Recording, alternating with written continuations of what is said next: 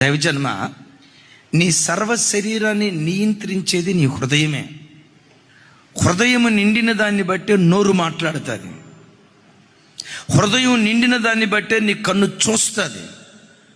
హృదయం నిండిన దాని మీదే నీ ఆలోచనలు ఆధారపడి ఉంటాయి. నీ సర్వ శరీరాన్ని నియంత్రించేది ఏదంటే హృదయం. హృదయం పవిత్రంగా ఉంటే నీ నోటి నుంచి వచ్చే మాటలు కూడా పవిత్రంగా ఉంటాయి. యేసయ్య అంటారు కదా, హృదయము నిండిన దాన్ని బట్టే నోరు మాట్లాడుతుంది. హృదయం ఎంత పవిత్రంగా ఉంటుందో నీ నోట నుంచి బయలుదేరే మాటలు కూడా అంతే పవిత్రంగా ఉంటాయి. అంతరంగాన్ని శుద్ధి చేసుకోకుండా బాహ్య రూపాన్ని శుద్ధి చేసుకుంటే ఏం జరిగిద్దో చెప్తా.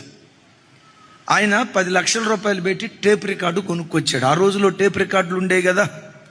ఎందుకు కొనుక్కొచ్చావయ్యా టేప్ రికార్డు అని అన్నాం అనుకోండి, ఎందుకంటావేంటన్నా, దేవుని పాటలు, దేవుని వాక్యం, దేవుని పాటలు విని బలపడటానికి కొనుక్కొచ్చావన్నా అని అంటారు. 10 లక్షల రూపాయలు పెట్టి కొనుక్కొచ్చాడు టేప్ రికార్డు, డెక్ కొనుక్కొచ్చాడు. కొనుక్కొచ్చిన ఆయన చేసిన ఒక గొప్ప అద్భుతం ఏంటంటే, లోపల పెట్టిన క్యాసెట్ సినిమా క్యాసెట్ పెట్టాడు. ఇప్పుడు సినిమా క్యాసెట్ పెట్టిన తర్వాత వచ్చే పాట హల్లెలూయా స్తుతి మహిమ ఎల్లప్పుడు దేవునికి ఇచ్చెదము అని వస్తుందా లేదా? రాదా?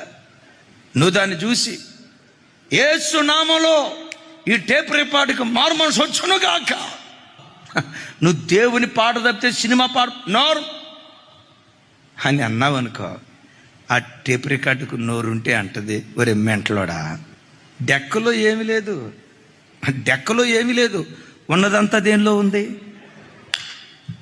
ఆ క్యాసెట్టే నీ హృదయం. నీ హృదయపు తలంపులు ఎంత పవిత్రంగా ఉంటాయో హృదయం నిండిన దాన్ని బట్టి నోరు మాట్లాడటం ప్రారంభిస్తుంది.